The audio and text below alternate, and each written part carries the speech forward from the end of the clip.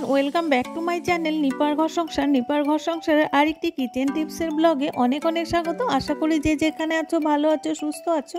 আজকে যে সমস্ত নিত্য প্রয়োজনীয় টিপসগুলো তোমাদের সাথে শেয়ার করব, সেই টিপসগুলো দেখলে তোমাদের অনেকটাই হেল্প হবে। এক জিনিস নষ্ট হওয়া থেকে বেঁচে যাবে আর অনেকটাই টাকা সঞ্চয় হবে। তাই ভিডিওটা স্কিপ না করে পুরো ভিডিওটা দেখবে। যারা আমার ভিডিও রোজ দেখো তাদেরকে অসংখ্য ধন্যবাদ, আর যারা প্রথম দেখছো তাদেরকেও ধন্যবাদ। প্রত্যেকেই চায় সংসারে যেন একটু সঞ্চয় হয়, আর এই সঞ্চয় করতে গেলে একটু বুদ্ধি খাটাতে হবে। তাহলে চলো দেখতে থাকো। অনেক ফ্যামিলিতেই আছে যারা হাজব্যান্ড ওয়াইফ বাড়ির প্রত্যেকেই সার্ভিস করে, একদমই হাতে সময় পায় না। তারা কিন্তু একসাথে অনেক ধরনের ডাল কিংবা অন্যান্য জিনিস কিনে নিয়ে আসে 1 থেকে 2 মাসের জন্য। আর এই ডাল বা অন্যান্য জিনিস ঘরে থাকতে থাকতে কিন্তু ফাঙ্গাস পড়ে যায় আর ডালে পোকা লেগে যায়। আর পোকা যখন লেগে যায় তখন খেতে কিন্তু একদমই ভালো লাগে না, ডালটা নষ্ট হয়ে যায়, ফেলে দিতে হয়। তারা একসাথে 2-3 মাসের জন্য গ্রোসারির বাজার করে রাখে, তাদের জন্য এই টিপসটি খুবই উপকারী। বাজার থেকে যদি একসাথে অনেক ডাল নিয়ে আসো তাহলে কি করবে, ডালের মধ্যে 1 চামচের মতো সর্ষের তেল কিংবা সাদা তেল, ডালের পরিমাণ হিসেবে তোমরা সর্ষের তেল কিংবা সাদা তেল ইউজ করতে পারো। এখানে 1 কিলো ছোলার ডালে 1 থেকে 1.5 চামচ সর্ষের তেল দিয়েছি। এবার তেলটাকে ভালো করে মাখিয়ে যদি 2 বছরও এই ডালটাকে রেখে দাও তাহলে একটুকু ফাঙ্গাস ধরবে না আর একটাও পোকা পড়বে না। আর ডালটাকে ফেলেও দিতে হবে না, অনেক দিন পর্যন্ত স্টোর করে রাখা যাবে। আমি গ্রোসারির বাজার একসাথে করে নিয়ে এসে এইভাবেই ডালগুলো তেল মাখিয়ে রেখে দিই। আমার ডাল অনেক দিন পর্যন্ত ভালো থাকে। আমি এরকমভাবে রেখে অনেক উপকার পেয়েছি, সেই জন্য তোমাদেরকেও এই টিপসটা শেয়ার করলাম। যে কোনো ডালের মধ্যেই তোমরা তেল মাখিয়ে রাখতে পারো। কি ঘুগনি খাওয়ার জন্য ছোলা, মটর কিংবা কাবলি চানা এনে ঘরে রেখে দেয়। আর ঘুগনি কিন্তু প্রত্যেকটা বাড়িতেই প্রত্যেক দিন রান্না করা হয় না, হঠাৎ হঠাৎ রান্না করা হয়। আর ছোলা, মটর আর কাবলি চানা যদি এনে রেখে দাও সেগুলো কিন্তু 15 দিনের মধ্যেই ফাঙ্গাস আর পোকা পড়ে যায়। মটর, ছোলা আর কাবলি চানাতেও তোমরা সর্ষের তেল কিংবা সাদা তেল মাখিয়ে রাখবে, দেখবে একটাও পোকা ধরবে না, ফাঙ্গাসও পড়বে না। দীর্ঘদিন ঘরে রেখে তোমরা ঘুগনি খেতে পারবে। যখনই ইচ্ছে করবে ঘুগনি রান্না করে খেতে পারবে, আর দোকানেও যেতে হবে না, একবারে স্টোর করে রেখে দিতে পারবে। আমি এখানে সব ধরনের ডাল এনেছি গ্রোসারি থেকে, আর এই ডালগুলোতে 2 মাসের জন্য স্টোর করে রেখে দিলাম তেল মাখিয়ে। তাহলে খুব ভালো থাকবে আর আমার ছুটতে হবে না দোকানে, কোনো ঝামেলাও থাকলো না আর জিনিসও নষ্ট হলো না, বারবার বাইরে বেরোতেও হলো না। বারবার যদি আমরা বাজারে যাই আমাদের কাজের অনেকটাই লেট হয়ে যায়, সেই জন্য একবারে তোমরা গ্রোসারির বাজার যদি নিয়ে আসো তাহলে এভাবে স্টোর করে রেখে দিবে।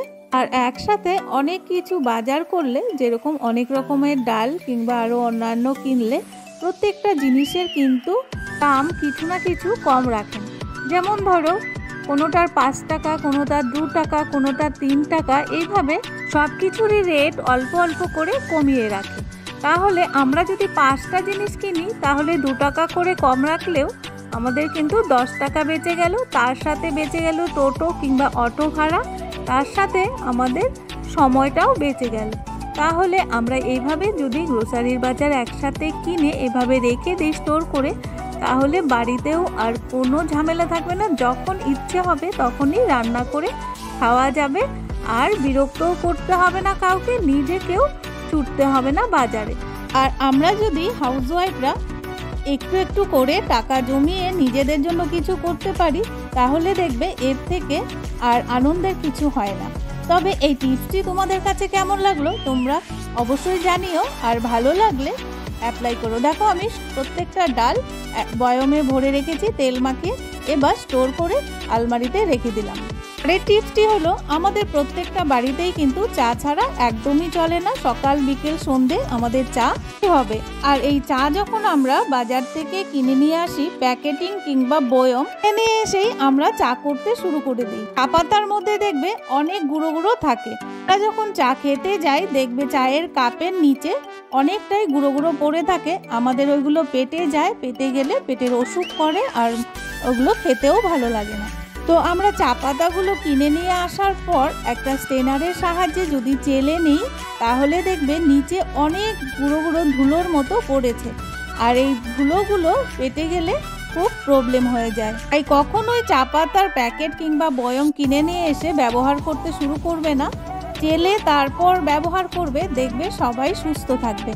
আর চা পাতার যে ধুলোগুলো পড়েছে সেইগুলোও কিন্তু অনেক কাজে লাগে, আমি সেইগুলোও তোমাদের সাথে শেয়ার করছি। দেখো কত ধুলো জমেছে, এই ধুলোগুলো পেটে গেলে কিন্তু শরীরের পক্ষে খুবই খারাপ হয়।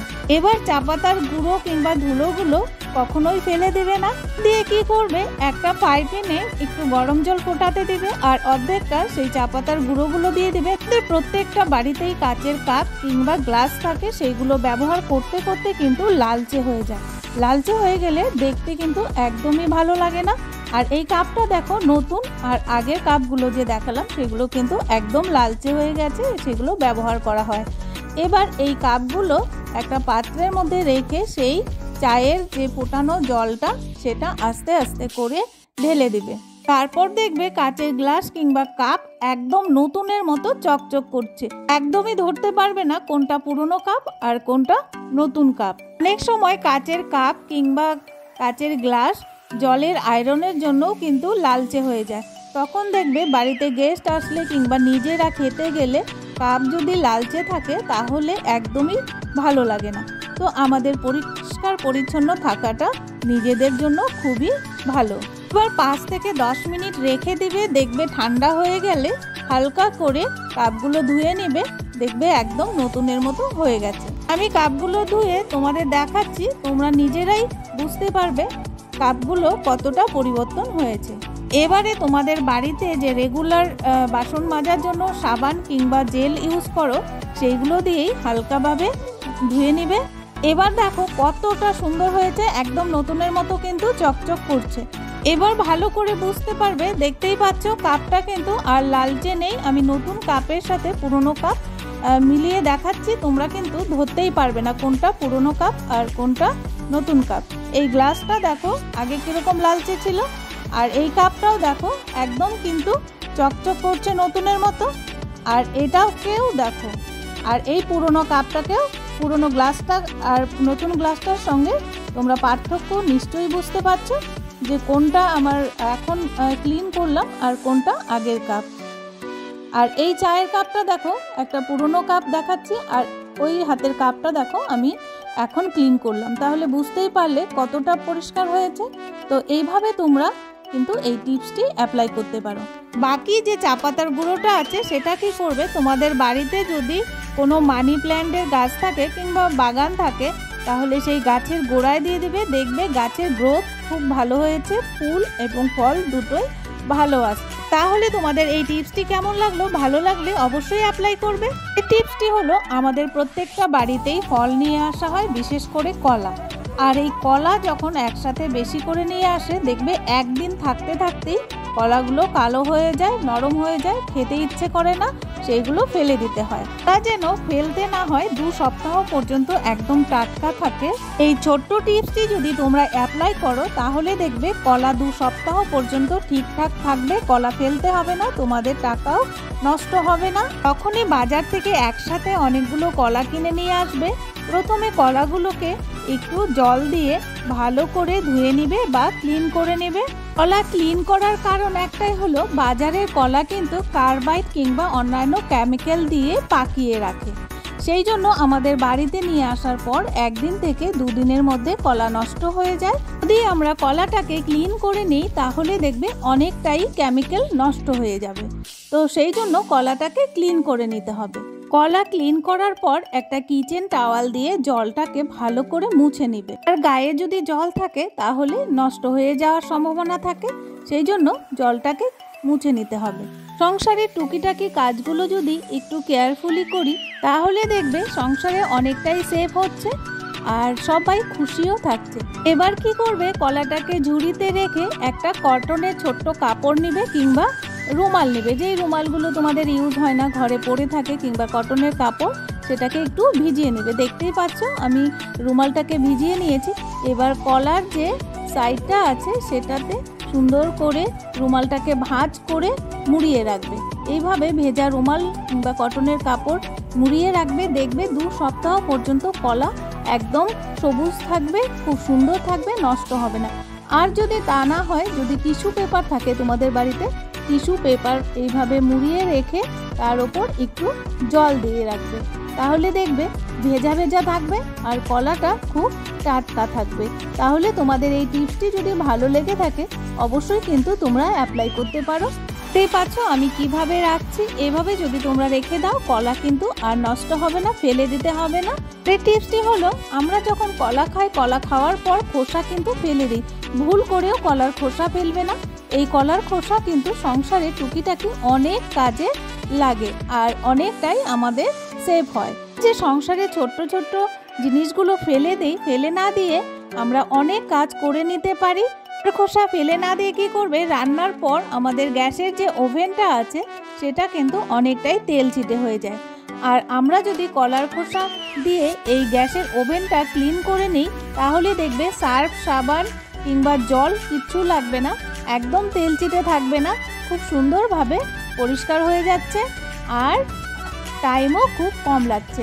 কলার খোসাটা ওভেনের মধ্যে কিছুক্ষণ ঘষে নেওয়ার পর একটা কিচেন টাওয়াল, শুকনো কিচেন টাওয়াল দিয়ে ভালো করে মুছে নেবে, দেখবে গ্যাসটা একদম সুন্দর পরিষ্কার পরিচ্ছন্ন থাকবে, তেল চিটেও থাকবে না। তাহলে আমাদের সাবান, জল কিংবা অন্যান্য লিকুইড, জেল কিচ্ছু লাগলো না, দামি দামি প্রোডাক্ট বাইরে থেকে কিনতেও হলো না। দেখতেই পেলে ফেলে দেওয়া কলার খোসা দিয়ে কি সুন্দরভাবে গ্যাসের ওভেন ক্লিন করে নেওয়া গেল, অনেকটা খরচাও কিন্তু সেভ হলো। টিপসটি হলো, আমরা যখন রান্না করতে আসি তখন দেখবে বারবার কিন্তু ফ্রিজের ডোরটা হাত দিয়ে ভেজা হাতে ধরে নিই, আর তখন কিন্তু তেল চিটে হয়ে যায়, আর তেল চিটে হয়ে গেলে দেখতে কিন্তু একদমই ভালো লাগে না। তাই কলার খোসা ফেলে না দিয়ে কলার খোসা দিয়ে কিচেনের ডোরটা ভালো করে ঘষে নিবে, তারপর একটা শুকনো কিচেন টাওয়াল দিয়ে ভালো করে মুছে নেবে, দেখবে একটুকু তেল চিটে নেই। তাহলে আমাদের এখানেও বাইরে থেকে কোনো দামি প্রোডাক্ট না কিনেই, কোনো সার্ফ সাবান ইউজ না করে যে ডোরটা খুব ভালো করে ক্লিন করে নিতে পারবে। আজকের এই টিপসের ভিডিওগুলো তোমাদের কাছে কেমন লাগলো তোমরা অবশ্যই কিন্তু একটা লাইক করে কমেন্টস করবে, আর যারা নতুন বন্ধু দেখছো তারা অবশ্যই সাবস্ক্রাইব করে বেল নোটিফিকেশনটি অল করে রাখবে। ভিডিওটি যদি বেশি ভালো লাগে তাহলে ফ্যামিলি আর বন্ধুদের সাথে শেয়ার করতে একদমই ভুলো না। আমার ভিডিও ফার্স্ট থেকে লাস্ট পর্যন্ত দেখলে তাদেরকে অসংখ্য ধন্যবাদ। পাচ্ছ আগে কতটা কালচেটে ভাব ছিল, তেল চিটে, আর ফ্রিজের ডোরটা এখন কতটা ক্লিন হয়ে গেছে কলার খোসা দিয়ে মোছার পর। এর কেমিক্যাল জাতীয় প্রোডাক্টগুলো দিয়ে আমরা ফ্রিজ মুছলে কিন্তু কালারটা নষ্ট হয়ে যায়। তোমাদের যদি এই টিপসটি ভালো লাগে অবশ্যই অ্যাপ্লাই করতে পারো, সংসারে অনেকটাই সেভ হবে।